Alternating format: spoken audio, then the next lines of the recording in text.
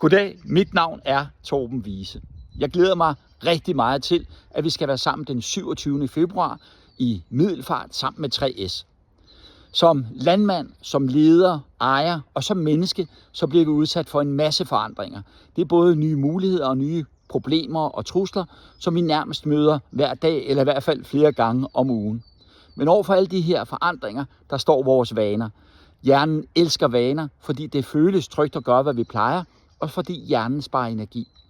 Det er ikke altid godt, hvis vi skal nå vores mål, og når jeg holder indlæg den 27. kommer du til at få en masse inspiration til, blandt andet, hvordan du håndterer vaner, hvordan du bryder vaner, hvordan du får dine medarbejdere med på forandringerne, og hvordan du får skabt større arbejdsglæde, både for dig og dit team.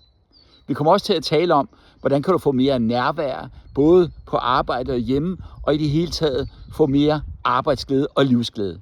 Så glæd dig, det bliver hyggeligt, det bliver sjovt, det bliver tankevækkende, og tiden kommer til at flyve. Jeg glæder mig til, at vi ses. Ha' det godt så længe.